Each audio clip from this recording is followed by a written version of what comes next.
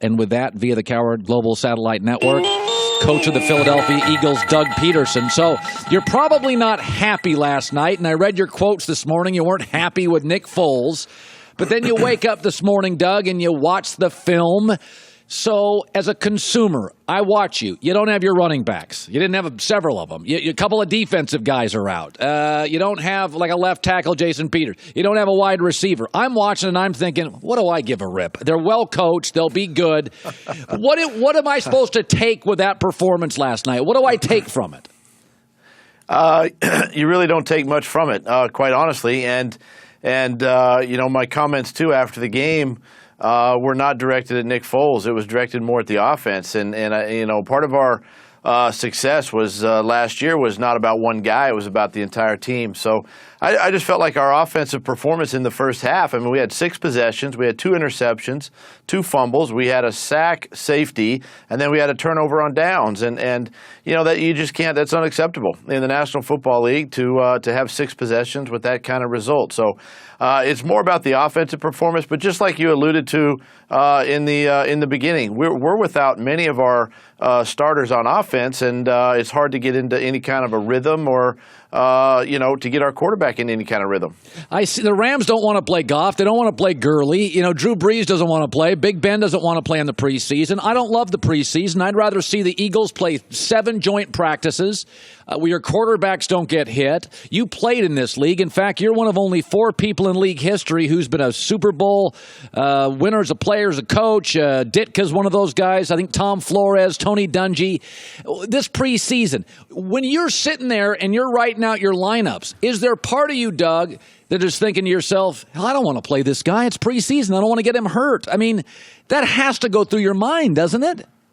Well, it does. Any coach in this league it thinks about that, in preseason. You don't want to get any of your starters banged up, hurt, where they either miss a practice, a game, or possibly the start of the regular season. So, it definitely crosses your mind. But at the same time, you're still trying to work timing. You're still trying to work execution, and you're trying to see certain guys in certain situations. And it can be a little difficult at times to get that accomplished. Yeah.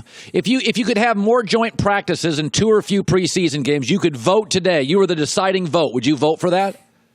I would. And being a former player, too, I think that the joint practices really bring out the best in the competition. You really see what you have. We did it a year ago with the Miami Dolphins and Adam Gase and had 2 really good practices in Philadelphia. And then, of course, we played them, that week. But I think the league is leaning towards the joint practices. I really do. I don't like the fighting that's going on, though. That has to be addressed. But at the same time, I think you can get some quality work done against another opponent during training camp, because training camp is obviously long, and still get some good work done for your starters. By the way, Nick Foles is certainly good enough to start for a handful of teams. I don't believe he is Carson Wentz, who's maybe the best young quarterback, well, since Andrew Luck, I would say. And both Andrew and he, a little dinged up, both coming back. Deshaun Watson's obviously young and very talented. But, when you kind of look at a Nick Foles, he decided to stay in Philly. And a lot of people are like, well, why didn't he go make a bunch of money? Can you take me inside that? Because he's going to be, if he doesn't start, he's the best backup in the league. Well, and that's the thing is go back to 2012 when I was on Andy Reid's staff, and we drafted Nick Foles and brought him into Philadelphia. And then, of course, I leave and go to Kansas City, and now I have a chance to come back, and I have a chance to bring Nick Foles back. And he wanted to come back and be a part and be sort of tied in with me again and be reunited with me again. And then after the season we had last year, there was really no really not a hard decision to make. Nick wanted to stay in Philadelphia. He felt comfortable in Philadelphia. He understood his role. He knew he was, a backup a year ago, possibly going to be a backup again this year, and he's comfortable in that role. So he's excited. Yeah, he could have probably gone and made a lot of money. But you know what? I think where he's at in his career right now, it'd have to be the right situation, the right team in order for that to happen. And fortunately for us, I feel like we got one of the best quarterback rooms in the league. You did something during the Super Bowl. There's been a handful of plays in Super Bowl history that are just iconic. I always think, I'm old enough, I remember the Lynn Swann catch against the Cowboys and Mark Washington. It's slow-mo, and Bradshaw throws it down the field, and there are a handful of these. You did a play called the Philly Special. It's fourth. It's going into halftime, and it's one of the great plays of all time. I got to tell you, though, when you watch that and you go to the sidelines and Nick Foles says, "Coach, let's run Philly Special," was there part of you that thought, if this thing doesn't go right, this is going to end up being on a blooper tape somewhere? Colin, it never once crossed my mind that thought. When he suggested the play, I didn't bat an eye. I had so much confidence in what he suggested. I had so much confidence in the guys executing the play that I just looked up and locked eyes with him and said, "That's it. That's the play we're going with." And it was the right time. Great opportunity on the 1 yard line, 4th and goal in the Super Bowl. And Colin, listen, I had no fear about calling the play. I trusted my players in executing that play, and obviously it worked to perfection. How many times you do that in practice? 10, 20, 30? I mean, when did you wrap it up? The conception of it? Yeah, so go back. We played the Minnesota Vikings in the conference championship, 2 weeks prior to the Super Bowl, and we actually put the play in that week. I was hoping to get it called in the Minnesota game and didn't get it called. But I can remember the first 3 times that we called it in practice. Trey Burton airmailed the ball over Nick's head. And Trey's a former high school quarterback. He's a baseball player at the University of Florida. He's a tremendous athlete. And he airmailed the ball over Nick's head the first 3 times. And I'm thinking, there's no way I can call this play. I have no confidence in this play. And we just kept working it. And then we kept it in for the Super Bowl. It just worked. It worked to perfection. God, that's incredible.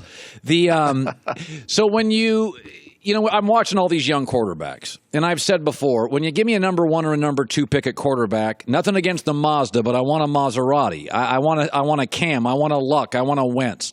Go back to Carson Wentz, because you get the job, and you guys, there was a little chaos, and then you take over the organization, and you're riding the ship, and you guys get Carson Wentz. Was there a moment for you, Coach, a practice, a moment, a tape, a drive home, when you just knew, oh, God, this kid's special? There was a moment in training camp that year, our first year, where he eluded the rush and did one of his sort of that Washington. Remember the clip of the Washington Redskins last year, opening day? Yeah. He made that amazing scramble where he kind of ducked and spun out. Well, he did one of those type of moves in training camp his first year as a rookie, and completed the ball down the field. And at that point, you're just kind of going, this kid's got something to him. He's going to be a special kid in this league, a special talent, and a mighty fine quarterback. And of course, he was young then, and he continued to grow, and he got so much better last year, and he's continuing to grow and getting stronger. And sky's the limit with this guy, and I'm just so excited that we were able to pick him as my first quarterback in my first draft 2 years ago. By the way, your buddy Andy Reid doesn't have a Super Bowl. You've been coaching for an hour and a half, and you got a Super Bowl. And I know Andy loves you and has so much respect, and called the owner of the Eagles and said, hire this guy. And it's not that long ago you were playing, and you got a new book out called Fearless. So I said this yesterday on the show, and I was kind of poking at you, and everybody at Fox defended you. And I said, listen, Doug Pederson's, he's just a kid. He's just got out of playing, and now he's got a book out, and Philadelphia's talking a bunch, and blah, blah, blah. And I'm like, man, they're making a lot of noise. Do you worry that these teams, they don't go back to the Super Bowl? People can get lazy.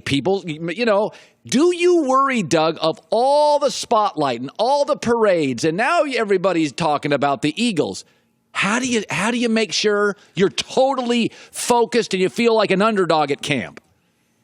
Well, the biggest thing for me is just exactly that, the underdog mentality. And I think one of the things that I've got two things going for me that really help me keep this team grounded and rooted. And one is I've got about 5 or 6 players on my team right now that are coming off of injury. I got Jason Peters, Darren Sproles, Chris Maragos, Jordan Hicks. I got Carson Wentz. I got these guys coming off of injury that were starters for us a year ago that missed out on that game.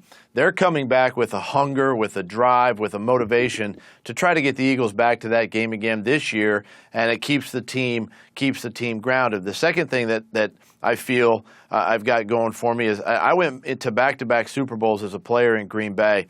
You know, we beat the Patriots in Super Bowl 31 and then went back again in Super Bowl 32 as the favorites against the Denver Broncos. And I remember we lost that Super Bowl, and I remember so many things about that game and really the events leading up to that game. And, you know, the things that, you feel a little bit confident, a little bit full of yourself. You kind of read your press clippings a little bit. Sure.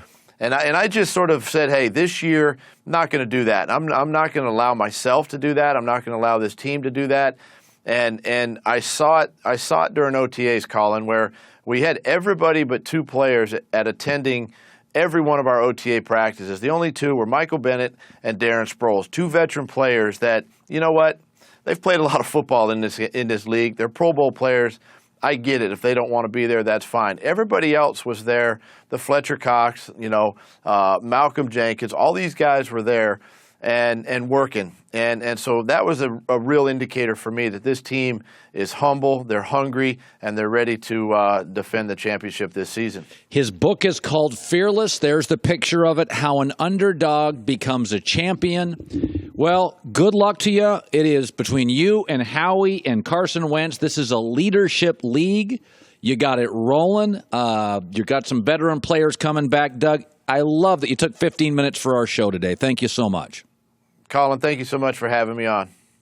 Hi, everybody. Thanks for watching. Subscribe here to get the latest from the show. Also, be sure to check out more of the best clips from The Herd or go watch a few segments from other shows on FS1.